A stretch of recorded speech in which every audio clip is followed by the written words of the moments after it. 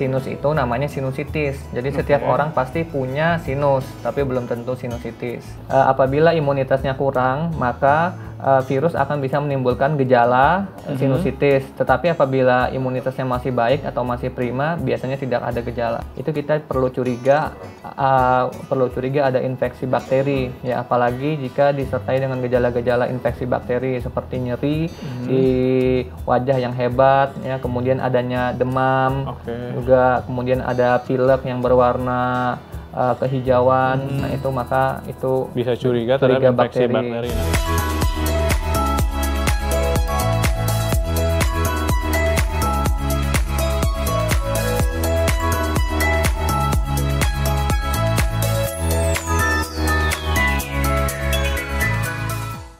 Halo sahabat sehat, jumpa lagi bersama saya Dr. John dalam program kesehatan. Oke dokter.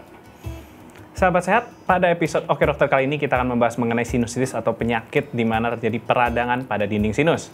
Yang tentunya pasti sahabat sehat sering mendengarnya ya. Kali ini kita akan membahasnya langsung bersama dokter spesialis THT. Sekarang udah ada di studio Dr. Guntur Surya, spesialis THT. Apa kabar dok? Alhamdulillah baik. Sehat ya dok ya. Jadi kali ini kita membahas nih dok tentang sinusitis itu sebenarnya kayak apa sih penyakitnya dan penanganan yang baiknya gimana, kan kayak sering banget kita mendengar orang saya sakit sinus, saya sakit sinusitis ya dok ya. Pertama dari definisinya nih dok, kan sinusitis itu apa sih definisinya? Kan ada yang bilang juga sinus, ada yang bilang sinusitis itu sama atau tidak dok? Jadi sebenarnya sinus itu adalah organ atau rongga yang ada di dalam tulang kepala kita. Jadi dia itu adalah rongga yang terdiri dari 4 pasang, ya. Lokasinya ada di pipi, yaitu sinus maksila, kemudian sinus di dahi, ya, sinus frontal, kemudian di tengah bola mata ini juga ada sinus etmoid, dan juga yang lokasinya di dasar otak, ya, dekat dasar otak itu namanya sinus sphenoid.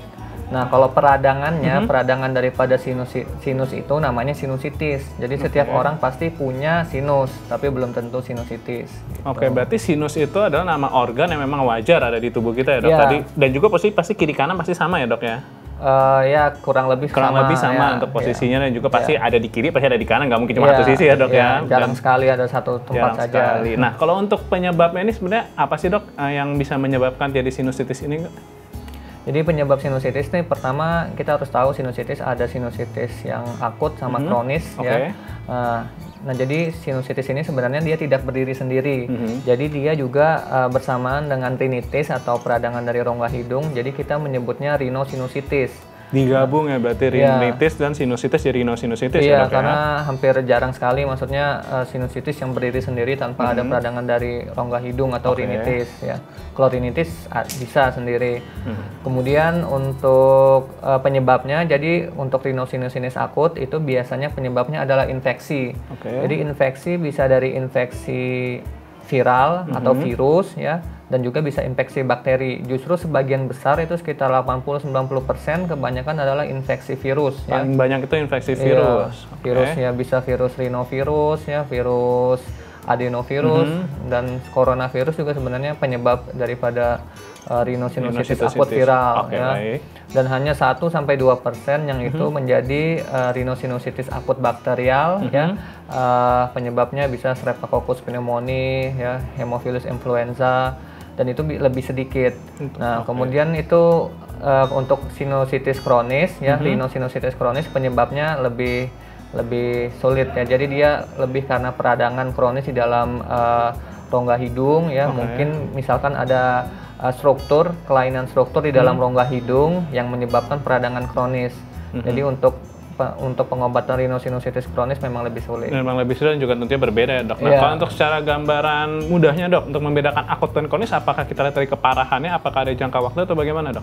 Dari jangka waktu saja, ya. Jadi kalau misalkan akut itu berlangsung kurang dari 12 minggu, ya. Atau bisa saja terjadi beberapa kali dalam setahun, tapi masih kurang dari 4 kali, jadi maksimal 3 kali. Nah, sedangkan untuk rhinosinusitis kronis dia udah berlangsung lebih dari 12 minggu. Berarti untuk keluhan yang dirasa itu udah sampai 12 minggu lebih itu dikatakan kronis ya dok? Iya, keluhan lebih dari 12 minggu atau dalam 6 bulan itu terjadi serangan lebih dari 3 kali. Dalam 6 bulan atau setengah tahun terjadi serangan yang lebih dari 3 kali, ya dok. Nah, kalau untuk gejala kan kita sering melihat adanya sakit di bagian hidung dan juga pada pipi. Kadang kita masalah sakit kepala juga atau sakit daerah mata dok. Nah, kadang ada yang merasakan juga sakitnya pada sampai ke telinga, Dok. Nah, itu bagaimana sih, Dok, penjelasannya? Ya, jadi jadi hidung dan telinga itu sebenarnya ada saluran yang menghubungkan, itu yang dinamakan tuba eustachius. Jadi jika ada masalah di hidung itu bisa menyebabkan gangguan di telinga. Jadi yang paling sering misalnya ada gangguan hidung tersumbat, maka tekanan telinga akan terganggu sehingga kita akan merasa seperti telinga tertutup. Dan kemudian apabila terjadi infeksi di hidung, itu bisa menyebar ke telinga yang dinamakan infeksi gendang telinga atau otitis media akut. Berarti itu memang gejalanya bisa nyeri, ya berhubungan.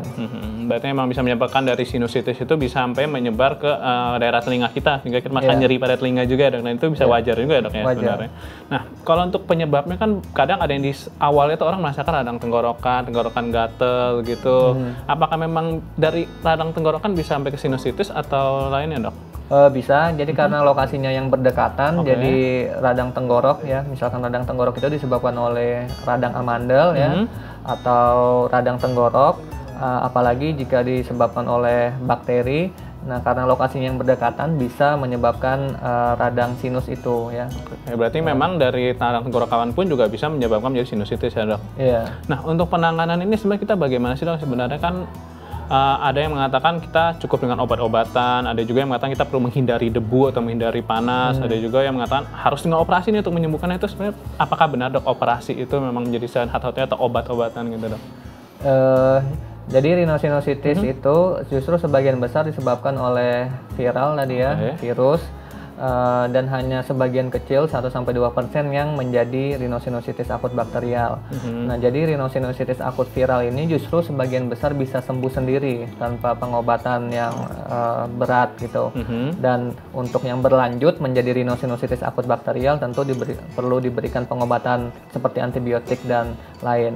Nah, untuk yang berlangsung lebih dari 12 minggu dan telah diberikan pengobatan namun tidak membaik, itulah yang akan kita pertimbangkan untuk tindakan operasi. Tentu sebelumnya kita harus lakukan pemeriksaan CT scan. CT scan sinus paranasal untuk melihat detail dari sinus-sinus yang ada di pasien. Jadi kita bisa mengetahui apakah ada masalah anatomi yang ada di dalam sinus pasien, sehingga kita bisa menentukan apakah memang harus dilakukan tindakan operasi atau tidak. Pada intinya harus dilakukan pengobatan dulu, tidak bisa langsung operasi. Berarti tidak saat diagnosa sinusitis langsung dianjurkan operasi, tidak seperti itu ya, Dok? Tidak seperti itu ya, Dok. Nah, dan juga tadi dokter juga mengatakan ada sempat dilakukan CT scan. Berarti memang CT scan itu memang dilakukan berarti pada area kepala saja, Dok, untuk mengetahui kondisi sinusnya, Dok, ya? Ya, jadi biasanya kalau untuk CT scan sinus paranasal biasanya ya sekitar leher sampai ke kepala. Ya, sekitar kepala ya. Untuk kita bisa lihat langsung sinusnya kondisi gimana ya, Dok, ya? Ya. Nah, untuk sinusitis ini apakah suatu penyakit yang bisa menular, Dok? Misalnya karena tetangga saya sinusitis atau anggota keluarga saya yang sinusitis, saya bisa terkena juga, itu bagaimana, Dok? Ya, bisa ya. Jadi sangat bisa, terutama apabila disebabkan oleh rhinosinusitis yang disebabkan oleh virus ya. Jadi rhinosinusitis akut yang viral itu yang bisa menyebar. Misalkan ya seperti yang apabila pasien bersin atau batuk, kemudian percikan dropletnya itu jatuh di sekitar kita, kemudian ada orang yang menghirup. Nah, tentu virusnya akan masuk. Walaupun belum tentu orang yang menghirup virus tersebut akan bermanifestasi gejala klinis. Jadi tergantung daripada imunitasnya.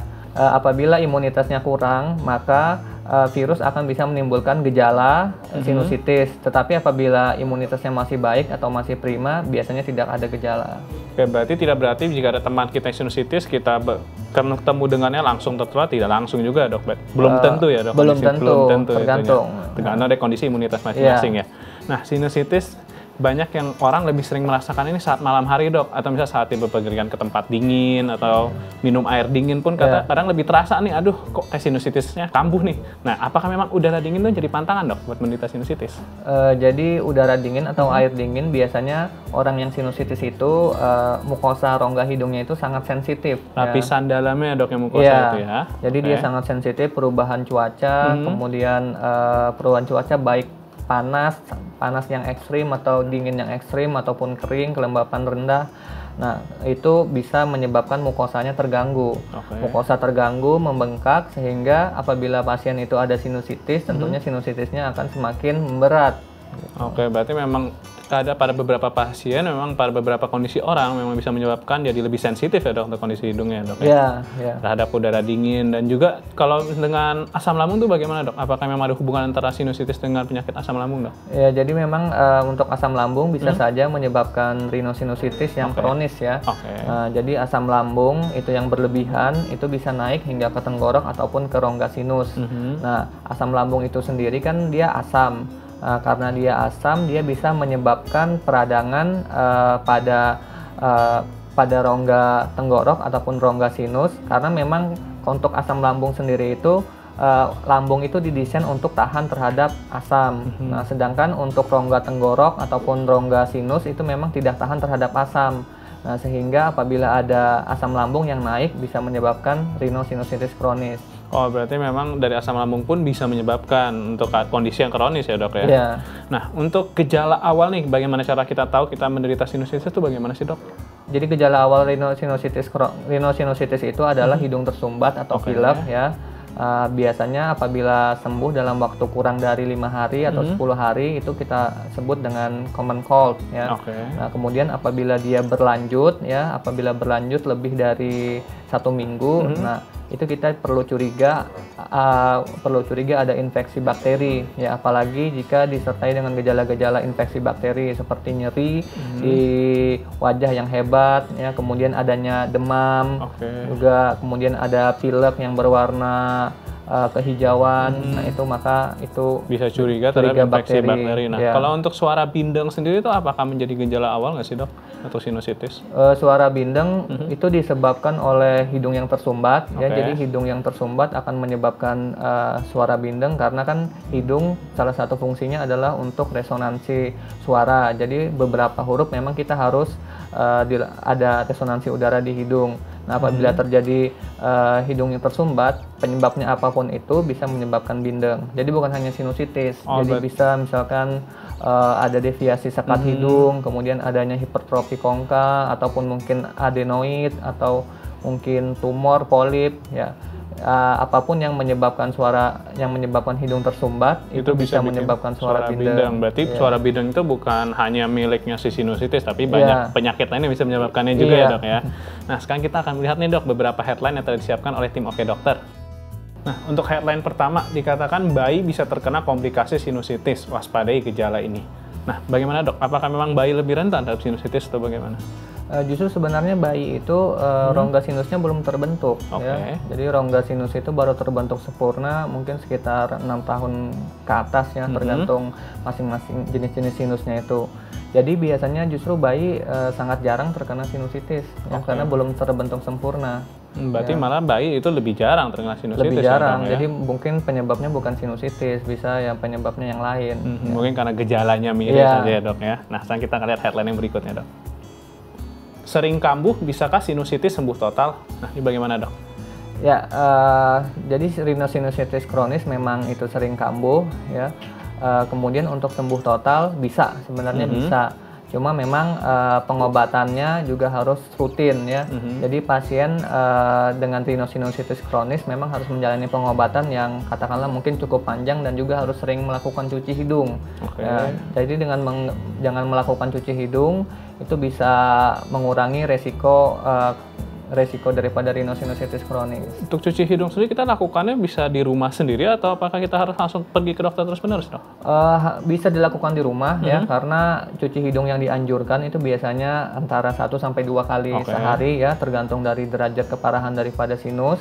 Ya, banyak kalau kita lihat di YouTube juga banyak ya cara-cara untuk melakukan cuci hidung. Justru memang pasien yang harus sering melakukannya sendiri di rumah ya. Apalagi jika kita memang mempunyai riwayat alergi ya.